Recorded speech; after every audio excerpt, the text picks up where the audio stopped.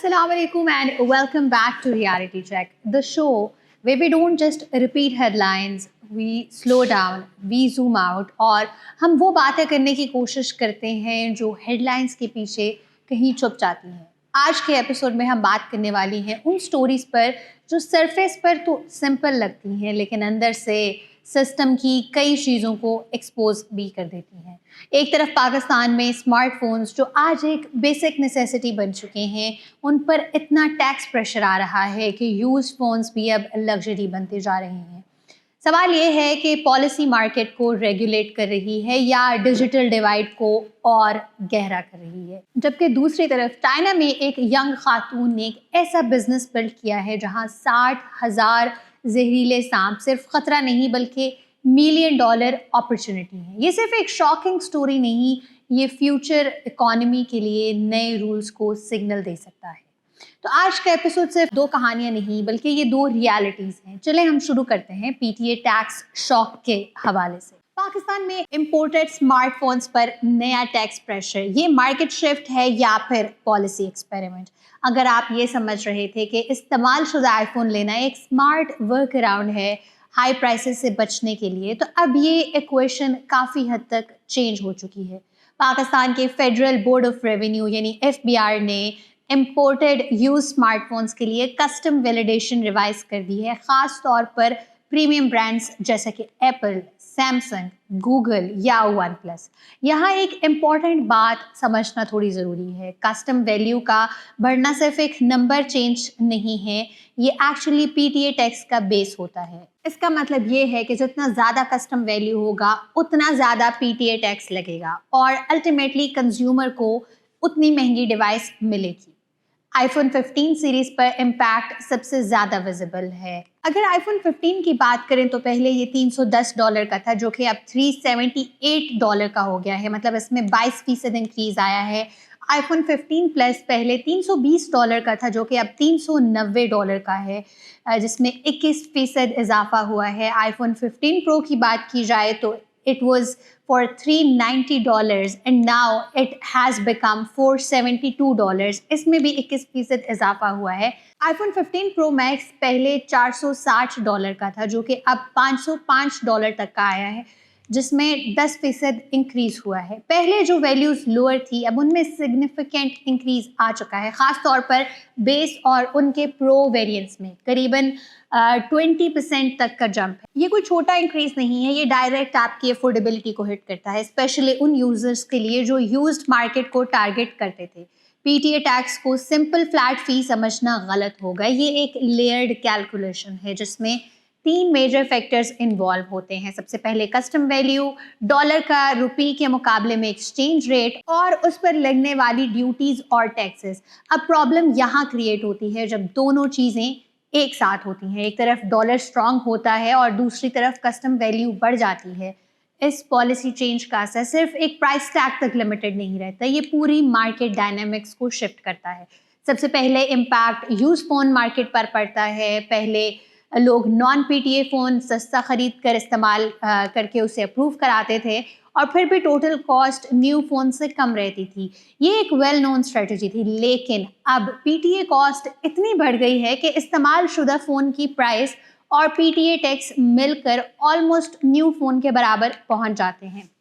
यानी used market का core advantage ही weaken होता जा रहा है।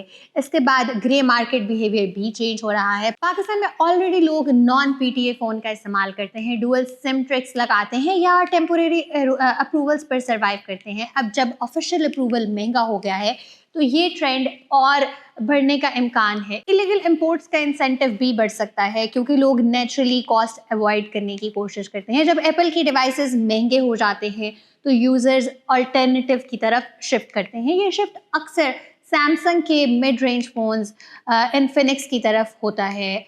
इसका रिजल्ट ये है कि आईफोन का मार्केट शेयर थोड़ा कंप्रेस हो सकता है, लेकिन उसकी प्रीमियम ब्रांडिंग फिर भी इंटैक्ट रहती है। पाकिस्तान जैसे मुल्क में आईफोन सिर्फ एक गैजेट नहीं, एक सोशल सिग्नल है। जब एंट्री कॉस्ट बढ़ जाती है और पीटीए अप्रूवल और महंगा हो जाता है तो ये डिवाइस और ज़्यादा एक्सक्लूसिव होती जाती है, यानी हर किसी के लिए एक्सेसिबल नहीं रहता और इसकी पोजीशनिंग ज़्यादातर लीड हो जाती है। اس ڈیسیجن کے پیچھے کچھ لاجیکل پالیسی ڈرائیورز ہو سکتے ہیں.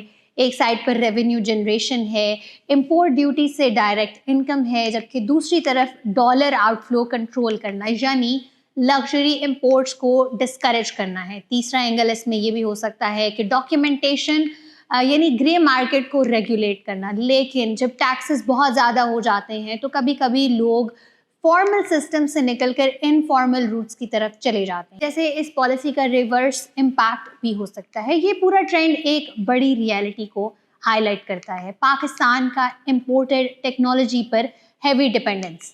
جب بھی کرنسی ویک ہوتی ہے یا امپورٹ ڈیوٹیز بڑھتی ہیں تو ٹیکنالوجی آٹومیٹیکلی مہنگی ہو جاتی ہے. یہ صرف P T A tax increase نہیں بلکہ ایک اسٹرکچرل شفٹ ہے. یوزڈ فونز کی افورڈیبلٹی آہستہ آہستہ ختم ہو رہی ہے, پریمیم ٹیک عام لوگوں سے دور ہوتی جا رہی ہے اور مارکیٹ فارمل اور انفارمل سسٹمز کے درمیان ڈیوائڈ ہو رہی ہے.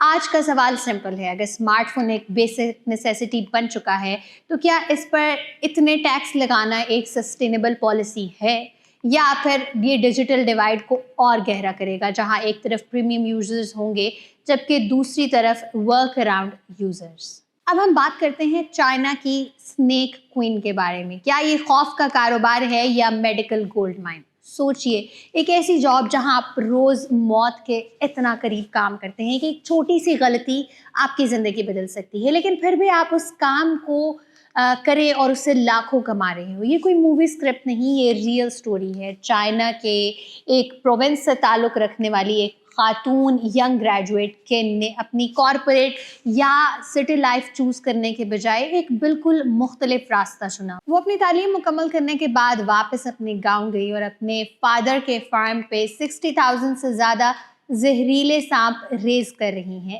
اس میں شامل ہیں 50,000 plus 5 step snacks which are highly venomous, قریباً 10,000 کے قریب کوبراز. یعنی یہ صرف فارمنگ نہیں, یہ ایک ہائی رسک بایولوجیکل آپریشن بھی ہے.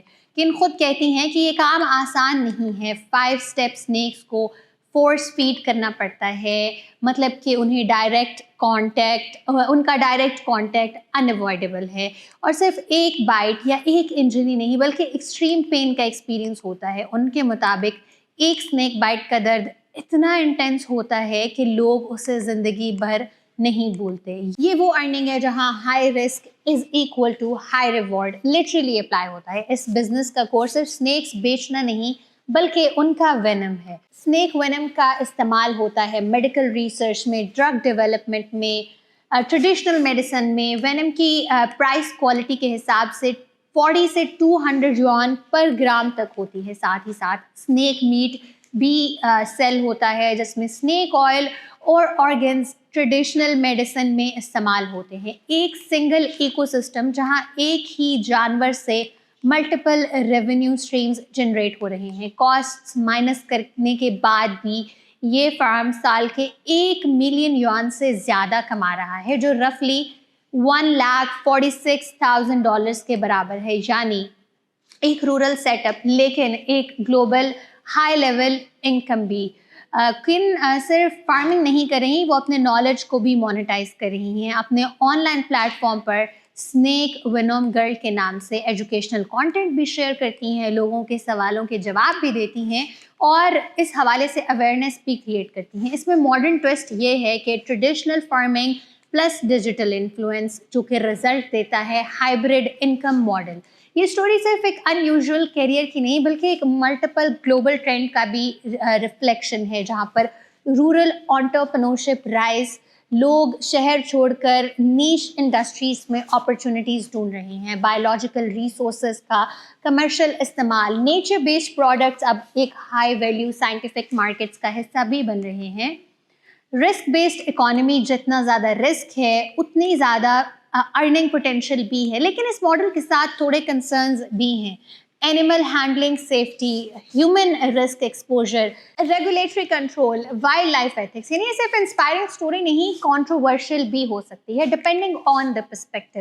یہ سٹوری ایک ایکسٹریم چیز کا ایگزامپل ہے where you have the skill and you also have to have the risk tolerance and you need to build the niche market اور اس سب کے ساتھ مل کر ایک یونیک اور پروفیٹیبل بزنس بنایا جا سکتا ہے. لیکن یہ ہر کسی کے لیے ماڈل نہیں ہے. یہ ان لوگوں کے لیے ہے جو ہائی رسک کو ٹالریٹ کر سکتے ہیں, اسپیشلائزڈ نالج رکھتے ہیں اور انکنونشنل پاتھس کو چوز کرنا چاہتے ہیں. لیکن سوال یہ ہے کہ کیا فیوچر اکانومی ایسے نیش اور ہائی رسک پروفیشنز کی طرف جا رہی ہے, یا پھر صرف ایک ریئر ایکسیپشن ہے جہاں پر ہمت اور رسک مل جائے تو کیا سکسیس کریٹ کی جا سکتی ہے. آج کے ریئلٹی چیک میں ہمیں دو بالکل مختلف سٹوریز دکھائیں, لیکن دونوں ایک ہی بات کو ہائی لائٹ کرتی ہیں کہ آج کی اکانومی سمپل نہیں رہی. ایک طرف پالیسیز ہیں جو مارکیٹ کو شیپ کرتی ہیں, تو دوسری طرف انڈیویجولز ہیں جو رسک لے کر سسٹم کے باہر نئی اپرچونیٹیز اپنے لیے کریٹ کر رہے ہیں. موبائل فون ٹیکس کا ایشو صرف پرائس کا نہیں, یہ ایکسیس کا ہے, ڈیجیٹل فیوچر کا ہے, اور یہ فیوچر ڈیسائیڈ کرے گا ٹیکنالوجی کس کے لیے ایکسیسیبل اور اویلیبل ہوگی اور کس کے لیے نہیں. اور اسنیک فارمنگ جیسی سٹوریز ہمیں یہ ریمائنڈر دیتی ہیں کہ فیوچر صرف ڈگریز یا ٹریڈیشنل جابس کا نہیں, بلکہ نیش بیسڈ اسکلز, ہائی رسک اور انکنونشنل تھنکنگ کا بھی ہو سکتا ہے. آپ اپنی اوپینین ہمیں کامنٹ سیکشن میں ضرور بتائیں, کیونکہ یہ کانورسیشن یہیں پر ختم نہیں ہوتی. I am Ramna Saeed signing off from Reality Check, where facts cut through the noise. Catch you in the next episode. Thank you.